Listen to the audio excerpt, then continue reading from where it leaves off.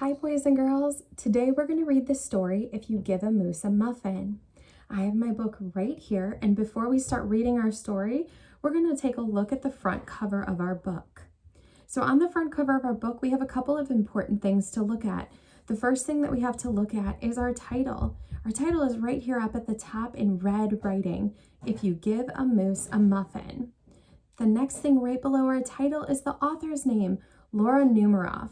Let's try to remember the author writes the words. Very good. The author writes the words in our story. And right below her name is the name Felicia Bond. And it says Felicia Bond is our illustrator. So let's think again. What does the illustrator do? If the author writes the words, then the illustrator draws the pictures in our story. Very good. Our illustrator draws the pictures. So the illustrator has included a picture on the front cover of our story, and this is the picture of the animal she's included. This animal is called a moose. Can you say moose? Nice, thanks for saying moose. The moose has 3 of these baked goods in his hooves. Do you know what these baked goods are? Do you think that they're apples or muffins? You're right, they're muffins. Nice job. Now, our illustrator gives us one more clue on the front cover of our story that's important. And the important clue that she gives us is this is a drawing. And when we have drawings, usually it means that our story is not real, it's make-believe. And we know that mooses don't really eat muffins, so we know our story is definitely make-believe. Let's go ahead and take a look at our story and start reading.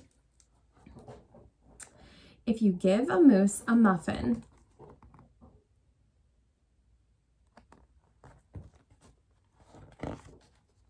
he'll want some jam to go with it.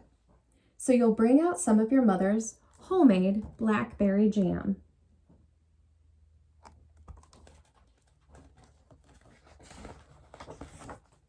When he's finished eating the muffin, he'll want another, and another, and another. When they're all gone, he'll ask you to make more.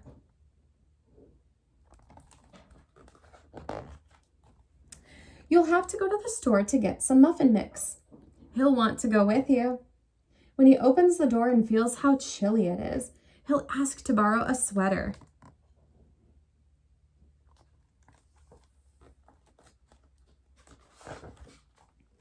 When he puts the sweater on, he'll notice one of the buttons is loose.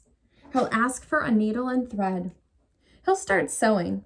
The button will remind him of the puppets his grandmother used to make.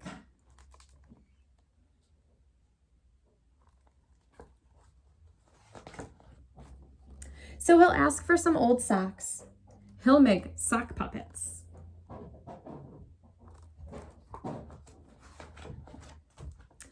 When they're done, he'll want to put on a puppet show. He'll need some cardboard and some paints.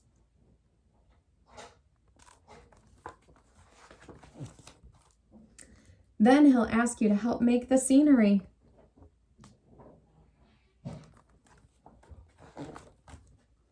When the scenery is finished, he'll get behind the couch, but his antlers will stick out, so he'll ask for something to cover them up.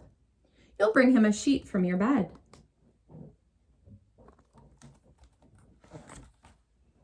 When he sees the sheet, he'll remember he wants to be a ghost for Halloween.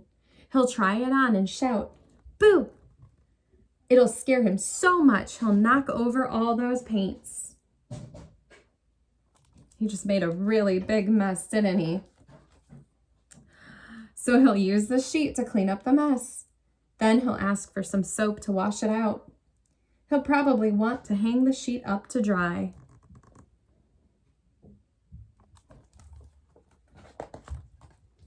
He'll go outside to put it on the clothesline. When he's out in the yard, he'll see your mother's blackberry bushes.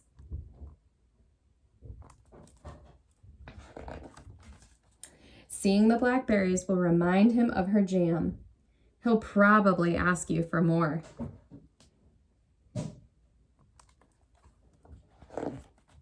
And chances are, if you give him the jam, what do you think he's going to want to do?